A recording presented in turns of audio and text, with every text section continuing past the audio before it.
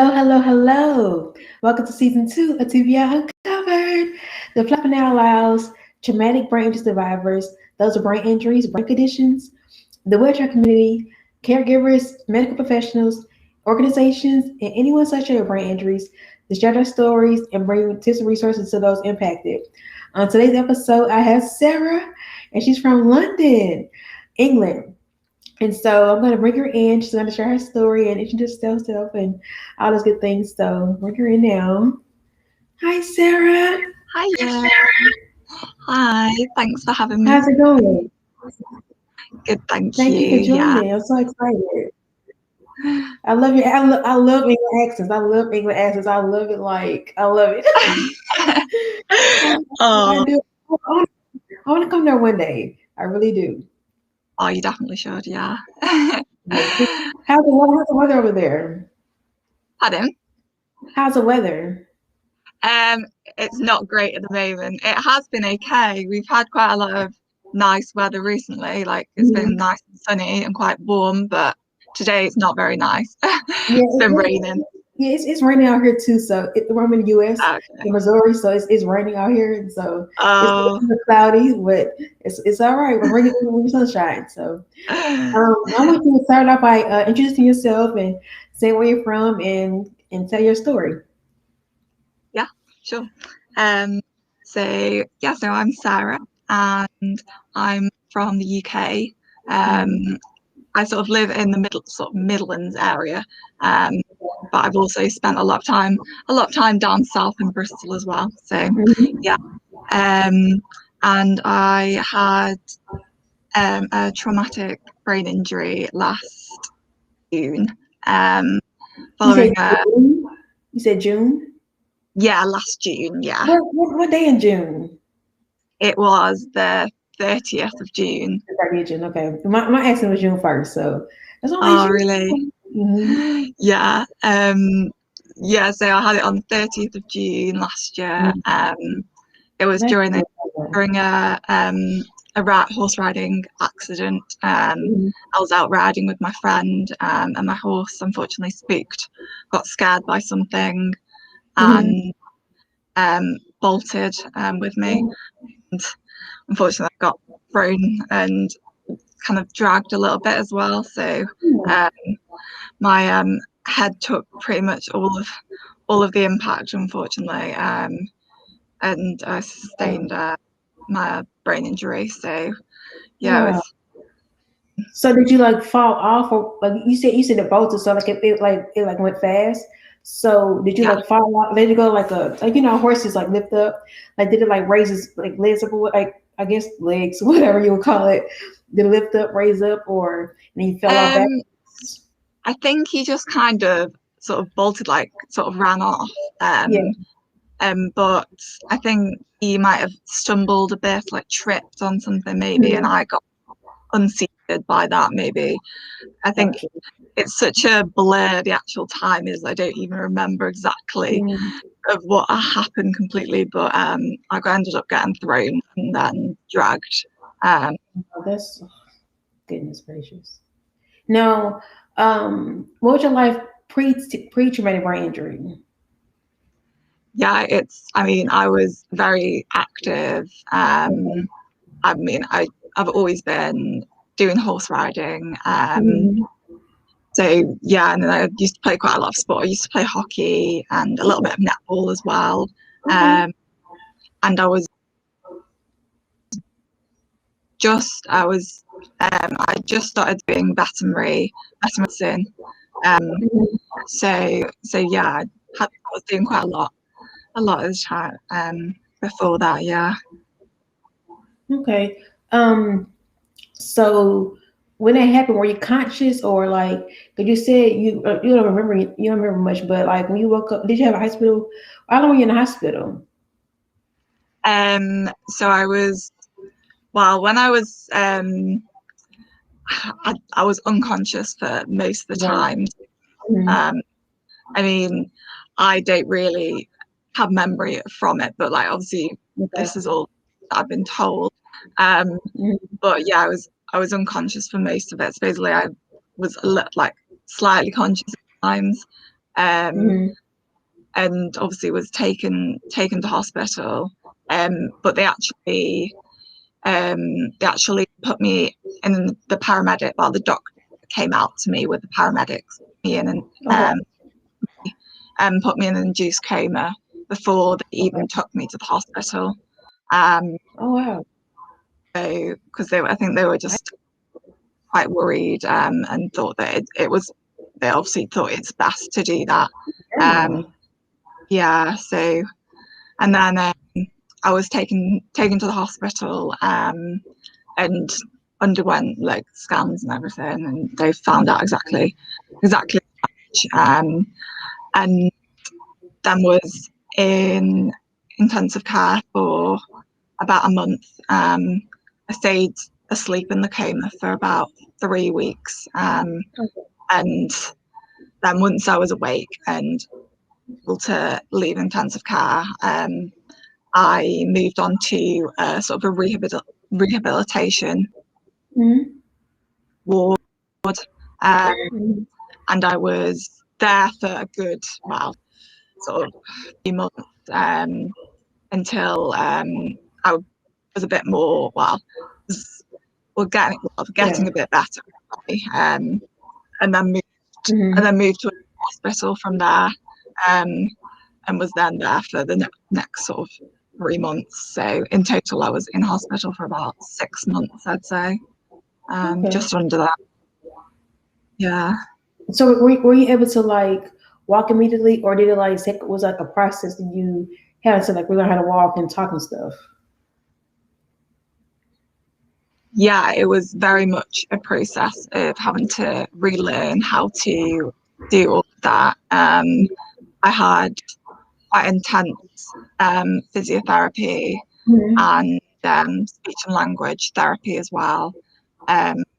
So yeah, I had to sort of relearn how to that again. Yeah. The same thing for me, and I think ours was totally different. We both had traumatic brain injuries. With mine, I don't remember any. Well, up until the impact, I remember before the impact, but after the impact, like I didn't feel it. Thank God I didn't feel it. But it's just one of those things that even though we had the same type of injury, we're both affected differently. And so it's like, because I guess the parts of our brains were impacted. So like mine, when I was shot in my head, I'm not sure if you know that already, but I was shot in my head. And so when the bullet went in my head, it shattered into little fragments. So they went like all over the place. So it went like to my buckle cord, my mobility cord, and just like all over. It spread all over. And so, but with yours, I'm not sure where exactly it was in the front or back, but I think it makes a difference though, depending on where you were impacted at. So how you recover and things like that. Yeah. Mine was it was sort of, they said it was the temporal lobes, but it was sort of quite, it wasn't completely concentrated to that area. It was quite spread out, really. Really specifically just one area. And I think you're breaking. I'm not sure. I'm not sure if this is true or not, but maybe your brain like shifts a little bit. Like not when it's like struck. It's like oh, what's going on? Like it just like I feel like it shifts or something. I don't know. But it's the brain is an amazing organ. Like it does so many different things. Yeah, it's so amazing. So we have difficult moments. How do you get through them?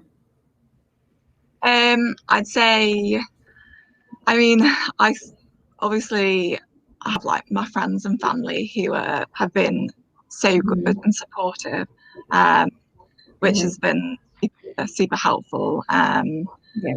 Like talking to them when I'm like having difficult times, even when I was in hospital. Obviously, I couldn't see them, but I was able to talk to them like on the phone or over video call during difficult times. Then I was able to, that helped me quite a lot. And now I'm at home, obviously I'm able to talk to them more face to face, and yeah, that definitely helps. And also, I think it sounds crazy, but being back with the horses definitely helps me through difficult times as well. Yeah. So Yeah. you were in the hospital during COVID. Was that Yeah. because COVID? No, wow, I couldn't imagine. Couldn't see anybody. So No. wow, get to FaceTime, get to see them, FaceTime or whatever. But oh my Yeah. Yeah. goodness, wow, wow, this is a whole different mind. It's a whole different story than itself. What's Yeah. what's one of your favorite recovery moments? I think maybe I remember the first time that I properly like walked was probably Okay. one of the best ones. Mm-hmm. And was actually, yeah, maybe one of the my friend brought, well, this one of my therapists from the hospital, the second hospital I was at. She Mm-hmm. actually, this was not long before I actually left the hospital. She had a new puppy, and she put her outside to me, and Oh. I walked outside with one of the physiotherapists to go and meet her new puppy. Mm-hmm. That was definitely Oh. because I was able to actually walk like far enough to go and see her. That was, yeah. Okay, that's nice. That's great. I love the the power moment. I call those power moments because they give Yeah. you power and give you like they kind of rejuvenate you a little bit. So it gives you that extra boost that you need to keep pushing. Yeah, definitely. Yeah. Yeah. So hey, you always love horses. I love your videos. Like I love like I know I love horse. I love like I love how you are with horses. Like you just look so comfortable in your element. Like you look just so like you were made to ride a horse. Like it's just I don't know. You just seem so. People are just made to do certain things. You're so you're one of the people that's made to be an equestrian. So have you always loved horses since you was a little girl, or tell us about that? Yeah, so I think I've always loved them really. So Mhm. when I started riding when I was about 10. Okay. Um, but before that, I still like really liked them. I used to always like Hmm. there was a field with horses in. I'd always want to go and like see them, with my grandparents and stuff. Um, and then yeah, when I started having riding lessons when I was about 10, Okay. I just loved. Obviously, I really enjoyed doing that. And I mean, I've carried on literally ever since that. So Mhm. Yeah, I yeah, know most little girls they want ponies and things like that. Like I want to, can I get a pony? Like so, yeah. do you have a pony or did you have you ever ridden a pony before? Or I thought I saw a picture or something when you are like a I don't know horses. I don't know all the types of horses like that, but I think one picture you get on like a pony to me. I'm not sure if it is a pony, but it looks like one. Yeah. So The, since the white one, I the white one or whatever, or the it's like it has like white little feet, like the little fur, I guess, or is that a pony? Yeah, so I mean, well, since my accident, I've been right. Mm-hmm. I rode it's quite a small pony, Okay, yeah, like a and small then I pony. started doing a bigger horse after Mm-hmm. that. Okay. Yeah, um, and I've now bought my own horse. I've got my own horse again now. Um, Okay. so yeah, Is it Nelly? Is that the first name Nelly? Is that no, you? so that's not. That Nelly was the one that I used to ride before Okay. for the horse that I've now bought. The horse that I've got now is Lucian. Lucian? Yeah, Lucian. Okay. Yeah. Lucian. Wow. Where'd you get the name from? He was already called that when I bought him, so I Okay. didn't actually name him, but it's Yeah, you did. quite an interesting name. It is. It's not very Yeah, common. It's not very yeah. common. So did you name Nelly? Yeah, so Nellie was the one that I rode quite a bit before I got Lucian.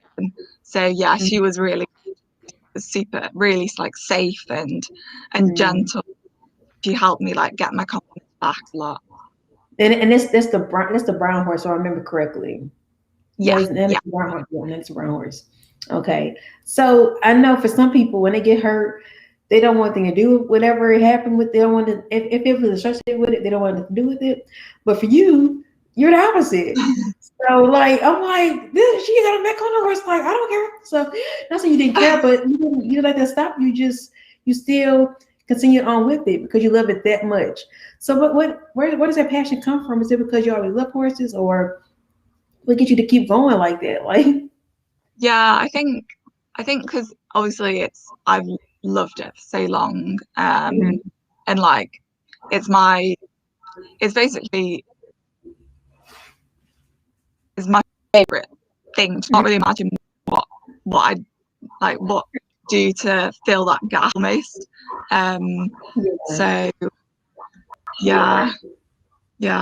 So when you first time you got back on the horse, how did it feel? Like was it like a exciting feeling? Was it like a I'm back? Like was it how was it? Explain that feeling, describe it. I was really excited to get back on. Okay. So you weren't And scared. yeah, You weren't afraid I at was all. yeah, I was like a little bit nervous, but I Okay. knew the pony that I rode the first time and rode for quite a bit while after the first Mm-hmm. sort of month or well, a few months actually. Mm-hmm. He's so good and so safe. So and I knew him really well as well, so I trusted him. Yeah. So when do you ride like a half hour, an hour, or what's your typical time frame you ride a horse? Normally around about half an hour, I'd say. Okay. Yeah, really, yeah. Okay. And you do it every day or like certain days? Not usually every day. Normally about 3 times a week, Okay. depending on other things. Yeah, So were your parents like kind of yeah. like were your parents like scared like I don't know if you should do it like were they like scared or were they like very concerned about you riding again or were they like go ahead? Um, yeah, they were definitely a bit nervous about me riding again, but um, they knew that I would like really want to carry on doing it. So they were really supportive and Yeah, not that's like good. I know me some getting people back are to like it. unless people are like I don't know, don't do it. Like, but I'm glad your parents were supportive behind you because they could see the like the love that you have for it. So I'm glad your Yeah, parents were receptive to it versus like trying to keep you away from. Because I mean, I feel like they try to keep you away from it, probably make it worse. Like you'll get yeah, resentful. So I'm yeah, glad they exactly. did adjust to it. So how often so besides riding horses, what else have you done with your 2.0 chance as I call it? I call you Jessica. I mean, sorry, Sarah 2.0. So you know your 2.0 chance of life. What was that? Sorry. What else have you done with your 2.0 chance of life? Um, 'Cause um, I know some of the stuff you do. So don't be bashful. um. So since I've been back at home, I've been working quite a lot again. So I work at a monkey forest with Okay. monkeys, which is yeah, super, so much fun. Yeah, Okay. um, yeah. So And I'm going to be working all over the summer. Yeah, and so but also you advocate for equestrian helmet safety. yeah, yeah. So I do. did you So create your own? yeah, so I created my own Instagram account that promotes Mhm. equestrian safety and mainly helmets. Obviously, Mhm. because that's sort of it sort of relates to my accident. And yeah, I've done quite a lot of different things with that. So obviously I've got my Instagram account, and I've done things with, there's a big company in, well, it's a big sort of, they do magazines, in horse related magazines in the UK. They're called Horse and Hound. And I did quite a few different things with them to sort of help promote helmet safety. So yeah, I did a podcast, a few other little things that yeah, for people to watch and listen to. So yeah. I love that. Advocating is so important because you don't know the importance of something until you are impacted by it, you know. Not that you didn't care. It's you just didn't think about it like, well, it wasn't a big deal because it didn't affect you. But now that it has, it's like you feel you have more of a drive to help other people. So I love that. So tell me about your 168-mile walk challenge. What is that? Sorry. The fundraiser, your 168-mile walk. Oh yeah. So yeah, so I'm doing 168 miles, which is basically because I was in hospital for 168 days in total. So I thought a mile a day would be a good target. So I'm sort of doing that over the next 6 months, in a sort of series of lots of different walks with different people's journey, so family. And yeah, it's been, I mean, so far, I mean, I'm on, I think I'm on 40 or 30 something miles. Left, or you've done 40? You done how many now? I've done something, I think something around about 35 to 40. I'm not sure exactly. What you done so far? Yeah, that I've done so far. Yeah, it's been so much fun doing that. And yeah, so many people have really supported me. So yeah, it's been great. So I just want to try and... do people contact you and say, I want to walk with you? Or how do people contact you and say, I want to join? Yeah, so quite a lot of, I've had a few people who I didn't previously know, but people who have seen my story, who were also in the same hospital, well, not at the same time that I was there, but I've previously been in the same hospital on the same ward that I was on. So so the ward that I'm raising money for. So they've like asked if they could maybe do a walk with me. So I'm doing a few walks with other people who have like had similar accidents, I guess, which is really nice. Yeah. I love it. It's been great. How does someone become an equestrian? So do you mean like how does somebody sort of get into riding, do you mean? Yes. Yeah. So I mean, I guess for me it was, I mean, it depends, like different people start it in different ways. So some people, I guess some people are born into it. And obviously if you're born into a family which is very much like horse oriented, like has horses, then I guess then you're quite likely to start to love it as well and do it quite a lot of it. And other people like me might sort of just, I don't know, either by seeing friends doing it or seeing it on some sort of media, like social media or on television or something, might decide like, oh, that they'd like to get into it. And generally most people would start by having riding lessons.